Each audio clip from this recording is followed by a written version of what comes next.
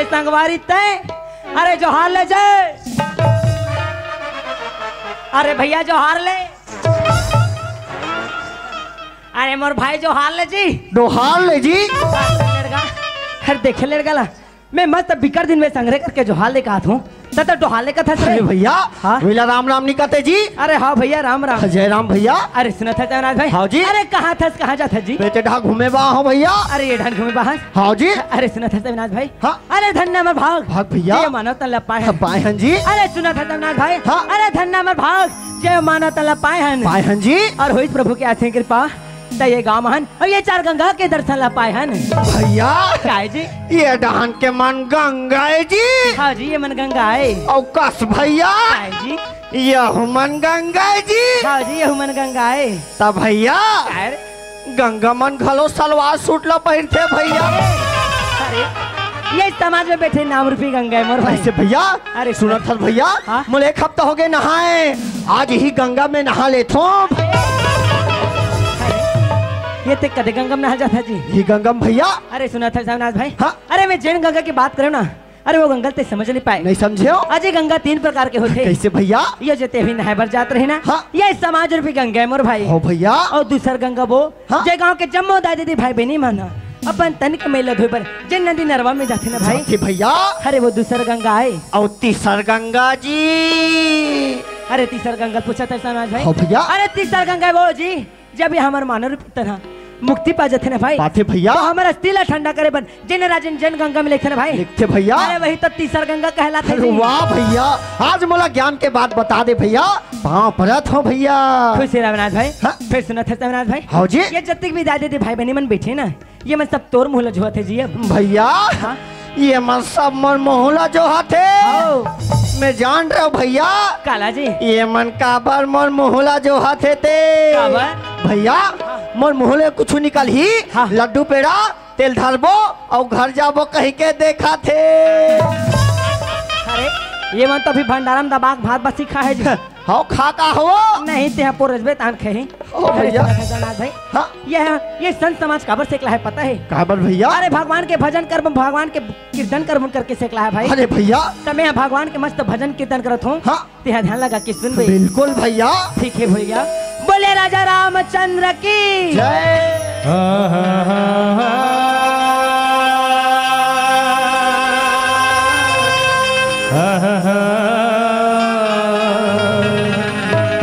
सदा भवानी दाहिने, सदा भवानी दाहिने, सन्मुख रहे गणेश जी, 5 देव मन रक्षा करे मोर भैया, ब्रह्मा विष्णु महेश जी। अरे धन्य हमारे भाई, जय पावन ग्राम में हमला है के अवसर मिली। अरे सुना था वहाँ ले देखिए लेट गला, मैं मस्त ध्यान लगा के सुनत हुई खात हूँ, ते ध्यान लगा के सुता थे अविनाश।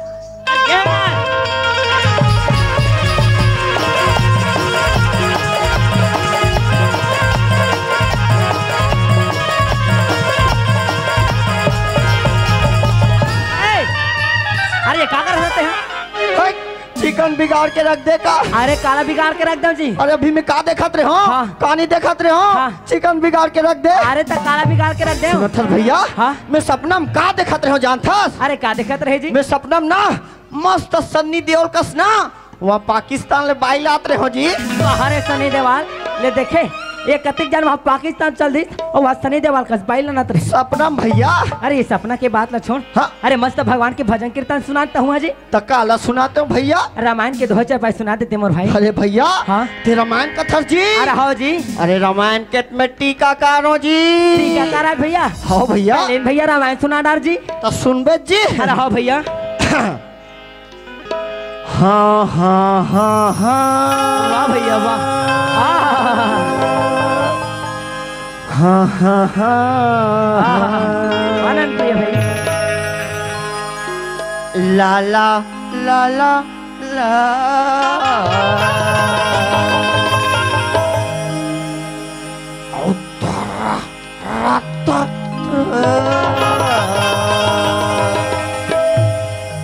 लुलु लुलु अरे ये का कर सकते हैं? अरे भैया अभी मैं सुवाला धरत रहे हो जी। अरे अरे इसनो कोनो स्वर धर थे जी। हाँ? अरे बने सुग्गर ढलने स्वर धर थे और ये काला लालू कर थे हैं। अरे सुवाला धरत रहे हो कथो जी। अरे ये स्वर वाला छोड़ हाँ? और मस्त भगवान के भजन कीर्तन सुना दे, रामायण सुनाते हैं। तो सुन बे भैया। अरे हाँ भैया। हाँ देखा है पहली बार। ये रामायण की बात है भैया। हाँ भैया ये रामायण की बात है भैया। अरे हाँ भैया रामायण की बात है। सुन बे। अरे हाँ। हाँ देखा है पहली बार साजन के आंखों में प्यार।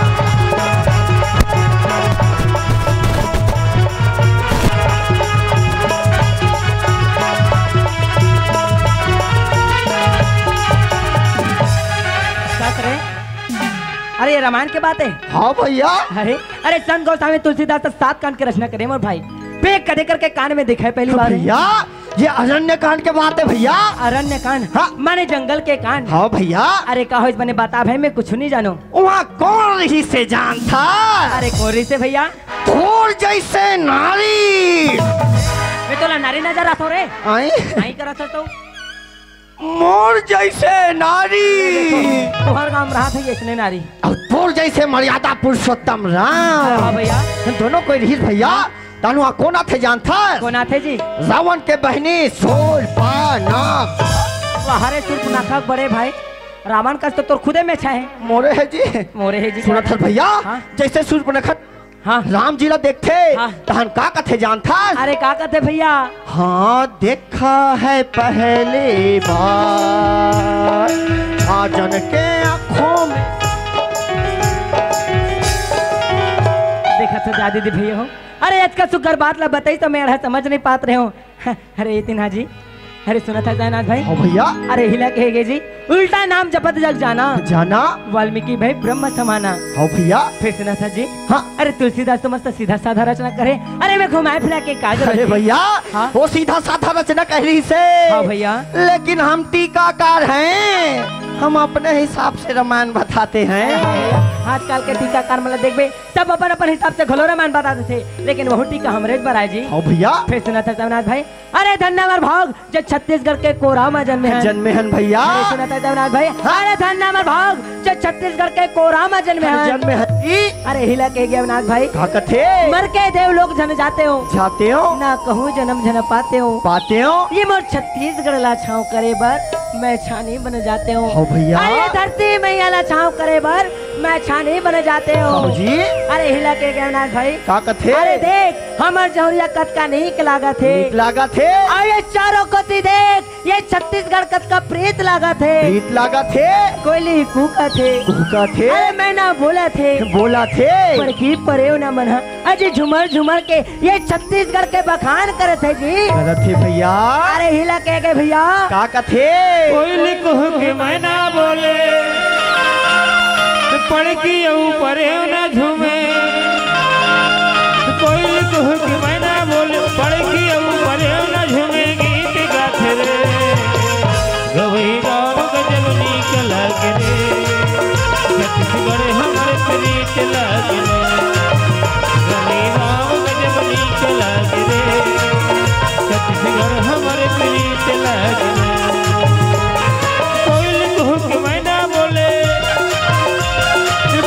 ऊपर न झूमे। कोयल कुहक मैं ना बोले, पढ़ की ऊपर न झूमे। गीत गाथे रे गवई राम गजब नीक लागे रे। छत्तीसगढ़ हमर प्रीत लागे रे।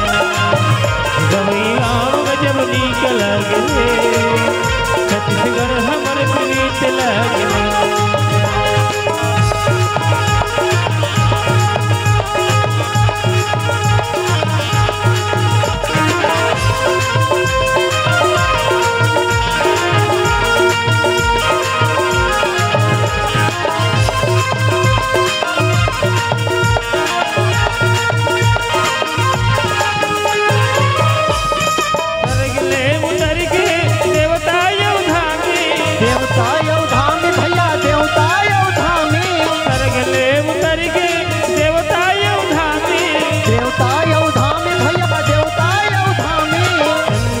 लाग संगी मोर गाँव के मानी।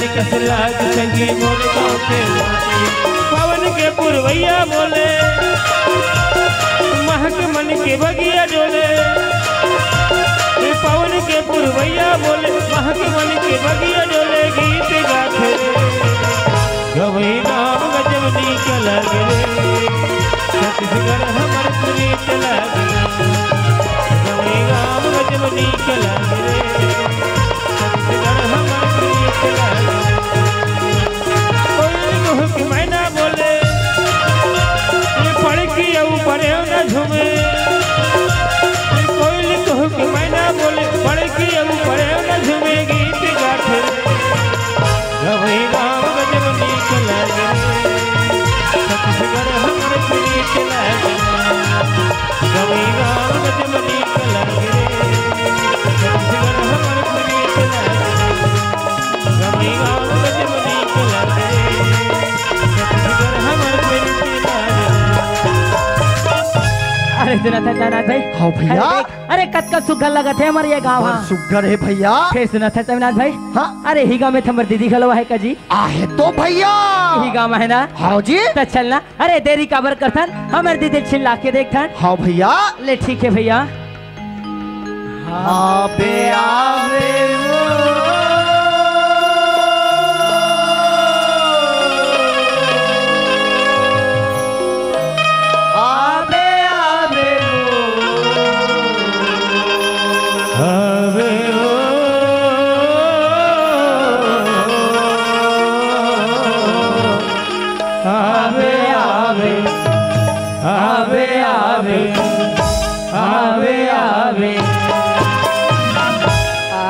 जाही धानी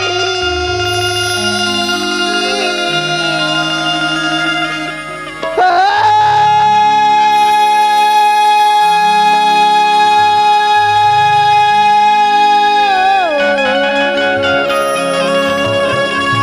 आ जाही धानी मोरे आई आवत है भैया आवत है। हाँ भैया। भर के देखती रही हूँ धनी लानी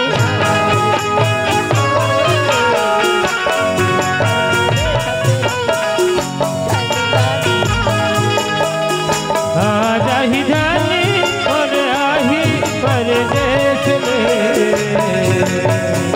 यही भर के देखत रही हूँ नीला निहार के ओ यही भर के देखत रही हूँ नीला निहार आ जाही दानी मोरे आई परदेश भर के देखते रही धनी लानी हार के ओ भर के देखते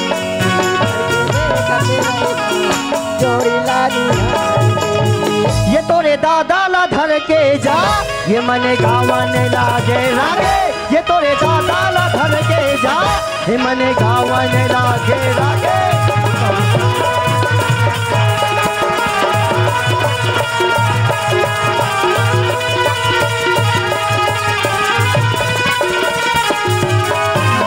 अरे कस रे अरे कब पढ़वाने सुने हो सब में गदल धर के कथा था तो ददल धर के कथा रे। ले देखे भाईलाला मैं बने गदा ला कहा था तो ये दादा ला कहा थे। वाह देखा तो बहनी हो मैं ये देख सो घर बनवाने का भूनी सुन रहे हो यार ये देख कर हम तेरा गाँव में महा उत्सव में आहो तो ये देख सो घर बनवानी ला सुना तो यार आई कहाँ कर भैया ये अब कहाँ जावा थे एक भाखा जाके बुलावन दे यार आइएगा।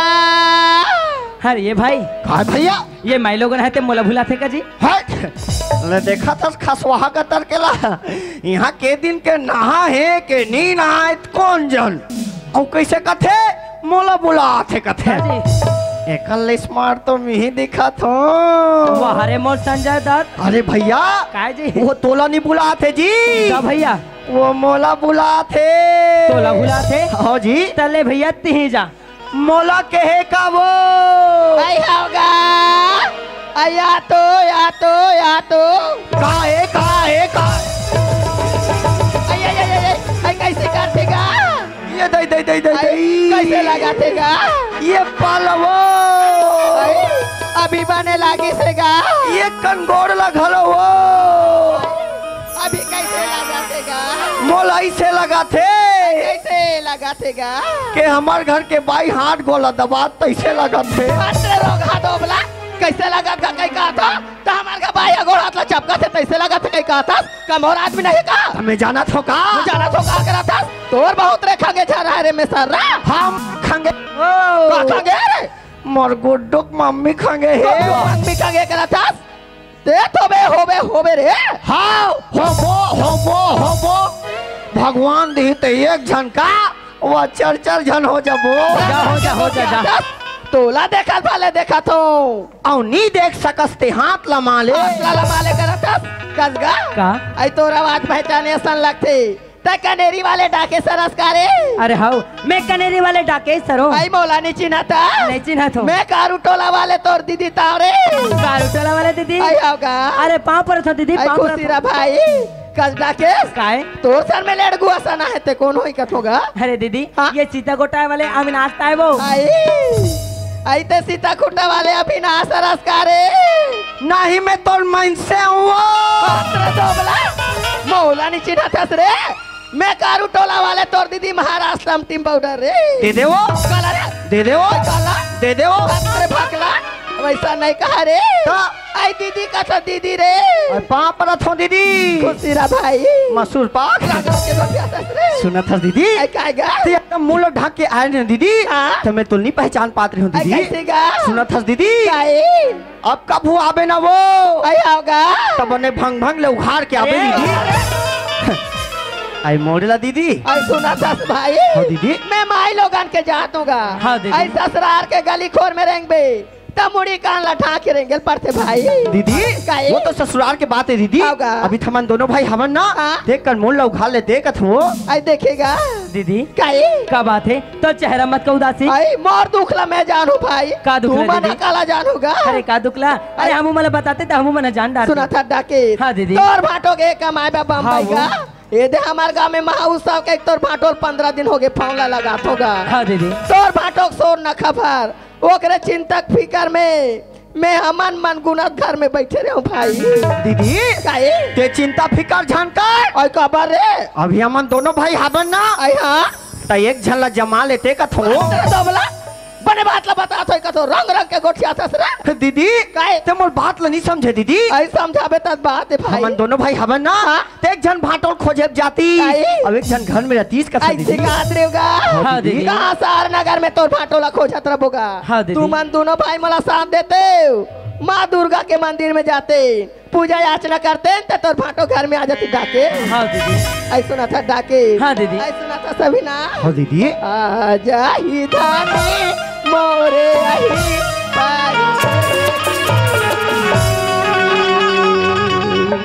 जी भर के देखती रही हूँ धनी लानी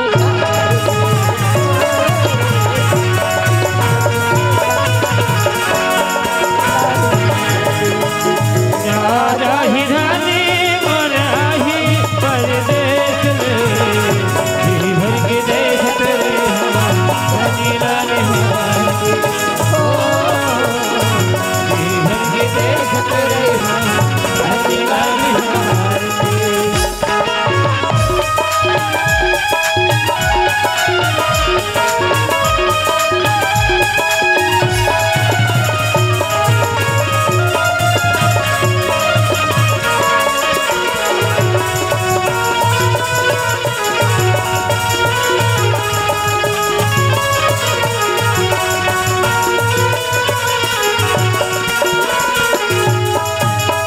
आज भी अन्याले मर तेरी आँखी पर कतरे आज भी हिनियाल तेरी आँख फरकत है आज भी अन्याले मर तेरी आँखी पर कतरे आज भी हिनियाल तेरी आँख फरकत है जानी परवा बैठे कौआ गावे गावे गाते जानी परवा बैठे कौआ गावे गावे गाते सुरता के डोरी लमय राखे भगवान के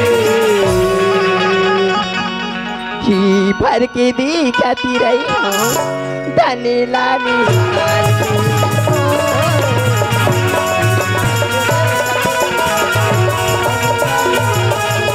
आजा ही रानी मराही परदेस जी भर के देखते दुनिया रे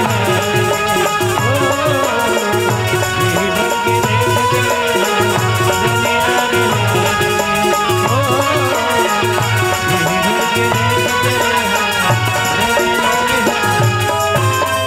सुना था दीदी आएगा तोर बहू फोन कर रही सो आए? भैदान बुलाते आएगा डाल बलाते हाँ दीदी आई काली जुआरो महा उत्सव भाई देख लेते हैं चल देते गा ले ना दीदी जात हो आई जाए बार जाबे हाँ। फिर मोर भाई बहुल जोहार भेंट कह देबे गा जरूर कहो दीदी ले पाँव पर रखो खुशी रा दीदी भाई जल्दी से आओ अभी अभी ना